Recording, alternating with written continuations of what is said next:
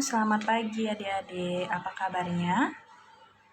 Sehat? Ya, puji syukur kita naikkan kepada Tuhan karena kita masih diberi kesehatan, kekuatan.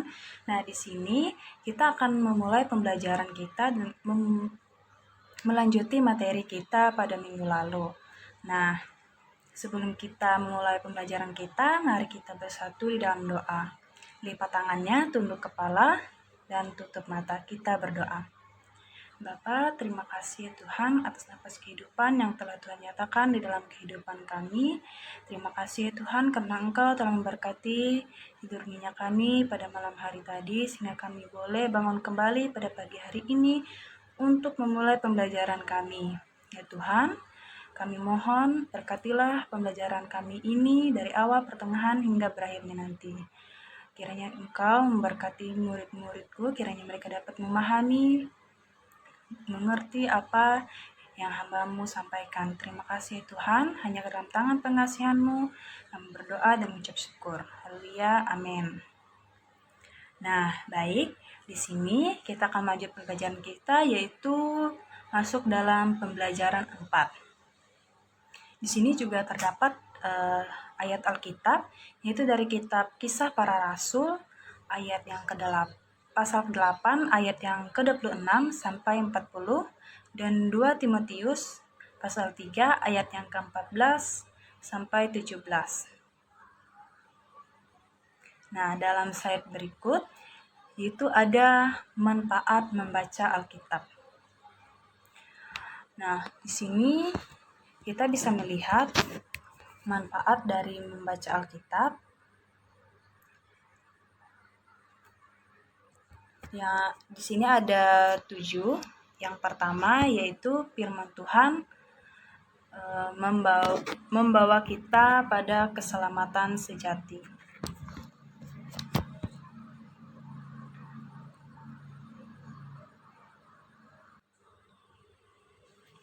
Yang pertama itu tadi firman Tuhan membawa kita pada keselamatan sejati. Nah, di sini terdapat ayat Alkitab yaitu dari 2 Timotius pasal 3 ayat yang ke-15. Ingatlah juga bahwa dari kecil engkau sudah mengenal kitab suci yang dapat memberi hikmat kepadamu dan menuntun engkau kepada keselamatan oleh iman kepada Kristus Yesus.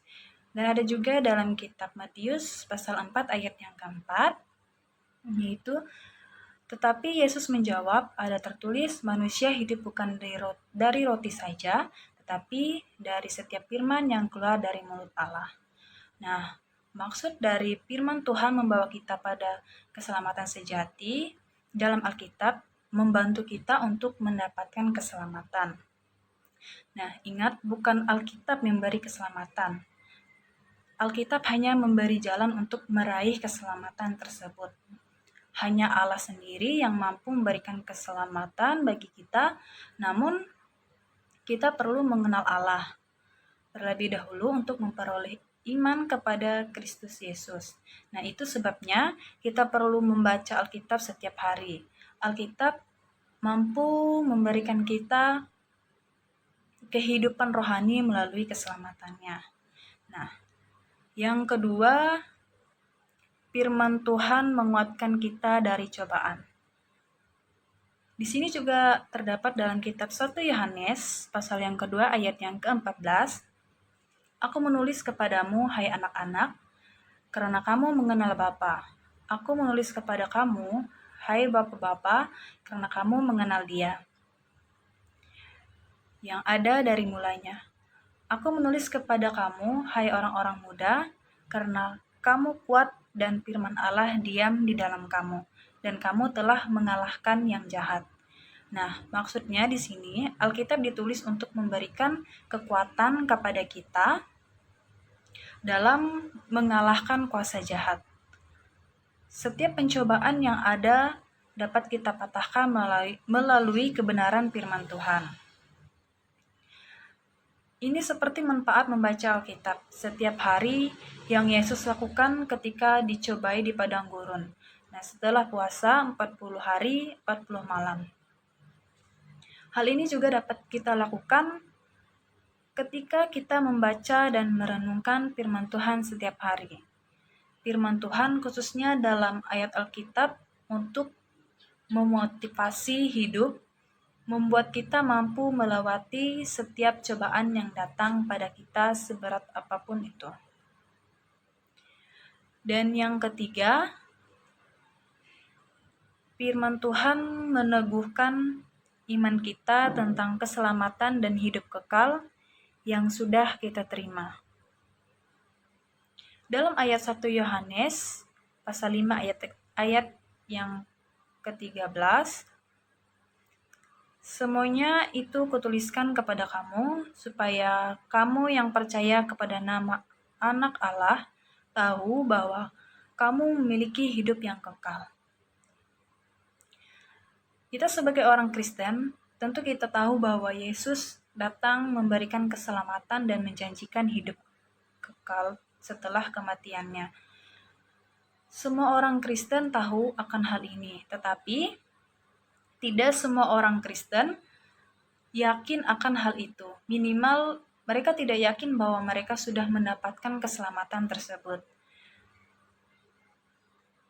Dengan rutin membaca Alkitab akan membantu meneguhkan iman kita akan adanya keselamatan. Alkitab membantu kita semakin dekat dengan Allah dan percaya atas janji keselamatan sesuai ayat Alkitab tentang kepercayaan. Selanjutnya yang keempat, firman Tuhan menguatkan iman kita tentang kuasa doa. Di sini juga terdapat dalam kitab Yohanes pasal 15 ayat yang ke-7. Jikalau kamu tinggal di dalam aku dan firman-Ku tinggal di dalam kamu, mintalah apa saja yang kamu kehendaki dan kamu akan menerimanya. Nah, selain kita membaca Alkitab, kita juga selalu didorong untuk berkomunikasi dengan Allah melalui doa. Salah satu yang dapat kita utarakan dalam doa adalah permohonan kita. Namun, seringkali kita merasa ragu terkabulnya doa kita. Nah, manfaat dari membaca Alkitab setiap hari yang lainnya adalah membantu kita untuk percaya bahwa Allah mendengarkan doa kita.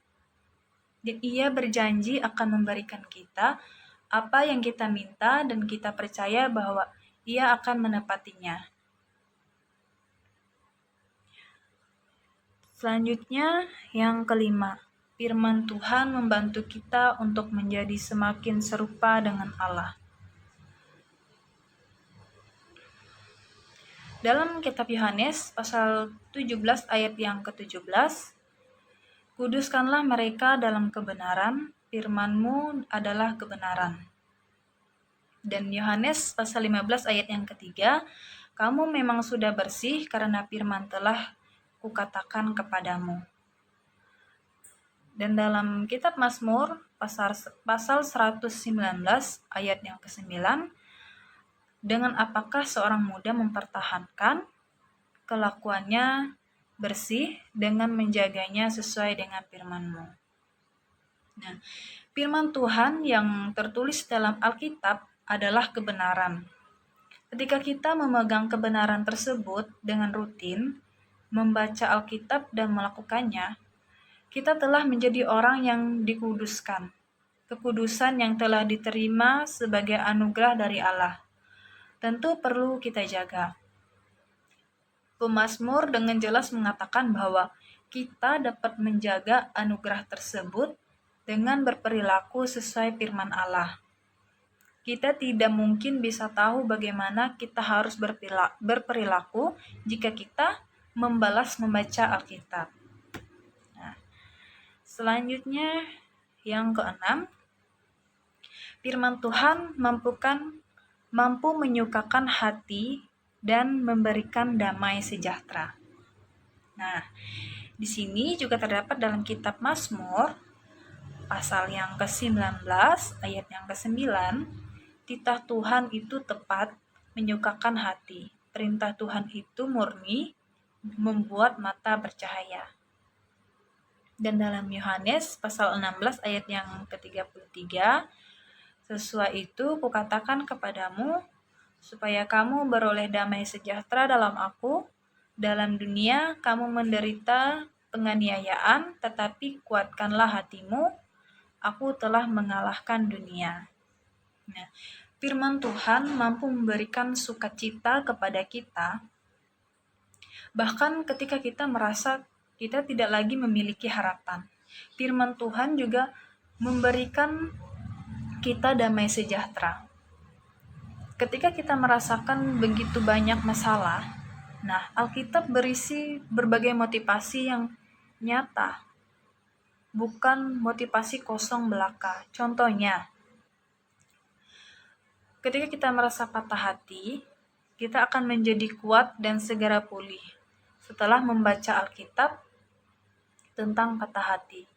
Nah, membaca Alkitab juga membantu kita untuk tidak menanggung segala sesuatu sendirian, tetapi belajar menyerahkannya kepada Tuhan seperti yang dikatakan dalam ayat Alkitab tentang berserah.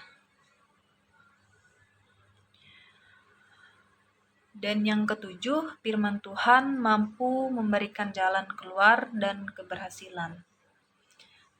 Nah, dalam kitab Mazmur pasal 119 ayat yang 105, firman-Mu itu pelita bagi kakiku dan terang bagi jalanku.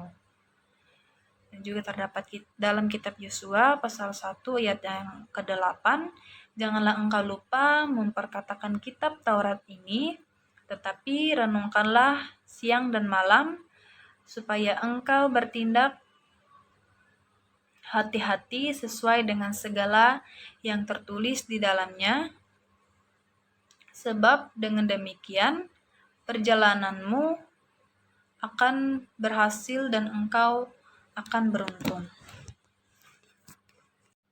Tidak hanya sekedar perasaan sukacita dan damai sejahtera, firman Tuhan mampu memberikan jalan keluar dan keberhasilan sesuai yang juga Allah katakan dalam ayat Alkitab tentang keberhasilan.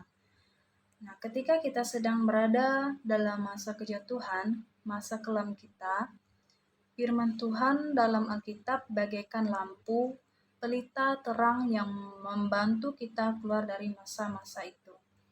Nah, di tengah segala kekhawatiran, firman Tuhan mampu memberikan keberhasilan dari apa yang kita kerjakan. Nah, tentu kita perlu diiringi dengan kerja keras seperti yang tertulis pada ayat Alkitab motivasi, kerja, dan taat akan firman Tuhan.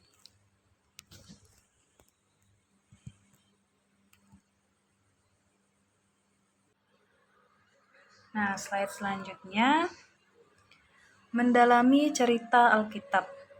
Dalam Kisah Para Rasul ayat yang ke-8 pasal 26 sampai yang ke-40 dan 2 Timotius pasal 3 ayat yang 14 sampai yang ke-17. Nah, ada 2 kisah dalam pelajaran kali ini. Kisah yang pertama bercerita tentang seorang pejabat dari negeri Ethiopia yang berada di benua Afrika yang beribadah ke Yerusalem. Jarak Ethiopia ke Yerusalem tidaklah dekat, melainkan jauh sekali jaraknya. Nah, dalam Alkitab diceritakan bahwa pejabat negeri Ethiopia itu pergi beribadah ke Yerusalem dengan mengendarai kereta kudanya. Tampaknya ia adalah seorang yang rajin beribadah. Pada zaman itu adalah hal yang lazim bagi orang di berbagai tempat datang ke Yerusalem untuk beribadah, terutama pada hari-hari raya besar untuk umat Yahudi. Orang datang ke Yerusalem untuk menyembah Allah, orang Yahudi. Walaupun ia bukan seorang Yahudi, di Bait Allah di Yerusalem ada tempat atau pelataran khusus bagi orang-orang bangsa lain yang bukan Yahudi. Lalu, ketika ia pulang, ia membawa sebuah gulungan kitab Yesaya. Ia membacanya, namun tidak memahaminya. Kemudian muncullah Filipus. yang diarahkan oleh Roh Kudus untuk menemuinya.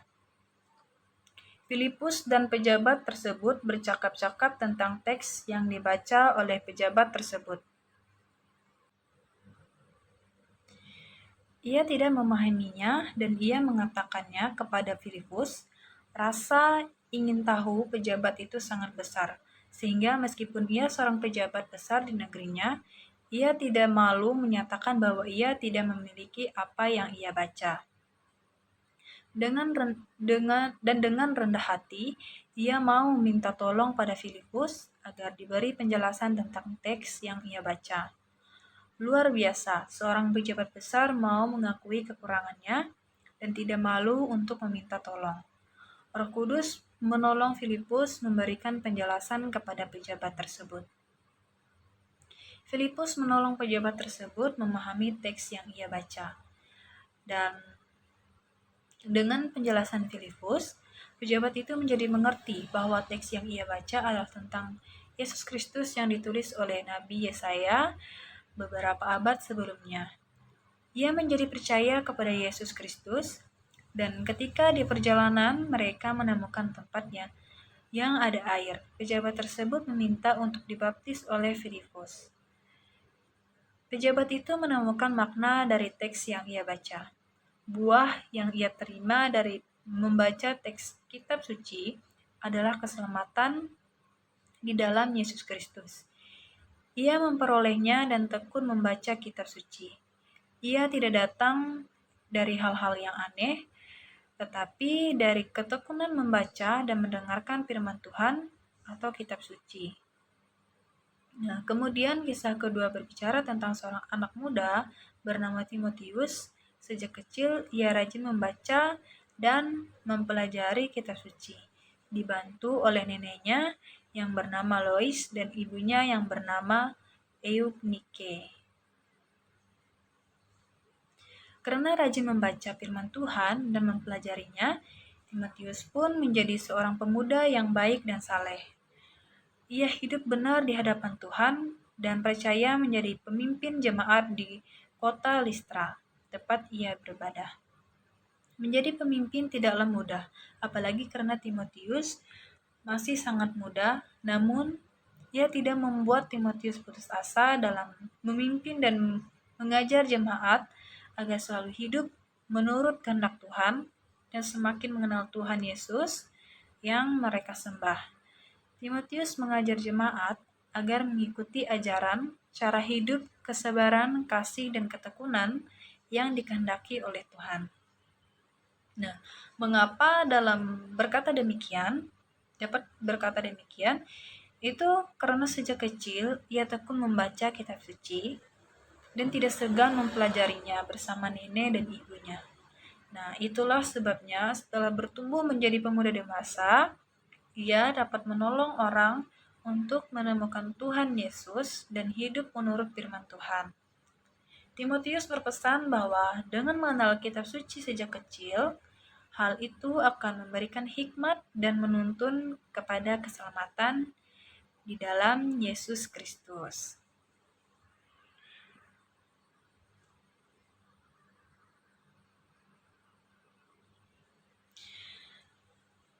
Nah, dalam slide ini, dalam surat kepada Timotius tersebut, Paulus menyebutkan manfaat firman Tuhan yang tertulis dalam kitab suci, yaitu yang pertama, untuk mengajar, yang kedua, untuk menyatakan kesalahan, yang ketiga, untuk memperbaiki kelakuan, dan yang keempat, untuk mendidik orang dalam kebenaran. Nah, untuk memahami manfaat membaca firman Tuhan, ada 4 manfaat firman Tuhan yang tertulis dalam surat Paulus kepada Timotius. Sebagaimana terdapat dalam bacaan itu, pelajaran hari ini, saya minta adik-adik untuk menemukan dan menjelaskan dari keempat manfaat firman Tuhan yang tertulis dalam kitab suci tersebut.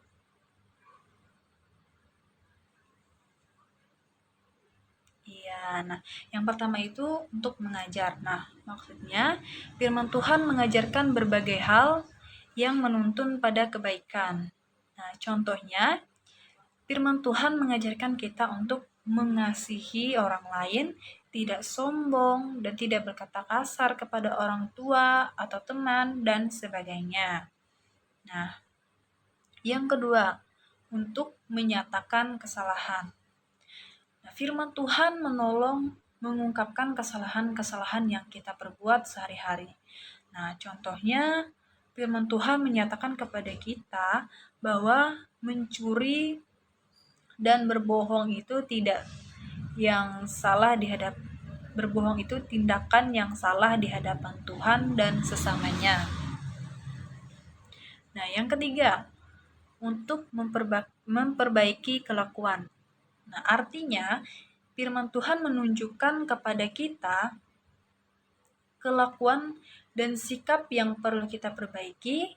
Contohnya, sikap iri hati dan dengki dalam diri kita. Firman Tuhan menolong kita untuk melihat bahwa iri hati itu tidak baik. Sikap ini lebih banyak berdampak buruk dalam kehidupan kita. Karena sikap ini tidak baik, kita harus mengubahnya menjadi baik. Nah, yang keempat, untuk mendidik orang dalam kebenaran. Maksudnya bagaimana, Bu? Nah, maksudnya firman Tuhan mendidik kita untuk berjalan di jalan yang benar dan berpegang pada nilai-nilai kebenaran sesuai kehendak Tuhan. Nah, untuk materi kita pada hari ini sampai di sini saja. Terima kasih atas kehadirannya. Untuk menutup pembelajaran kita pada hari ini, Ibu bawa kita bersatu di dalam doa. Bapa, terima kasih ya Tuhan atas berkat-Mu sehingga kami dapat menyelesaikan pembelajaran kami pada hari ini dengan baik. Terima kasih ya Tuhan, hanya ke dalam tangan pengasihan-Mu kami berdoa dan mengucap syukur. Haleluya, amin. Nah, baik, terima kasih. Sampai berjumpa di minggu depan. Tuhan Yesus memberkati.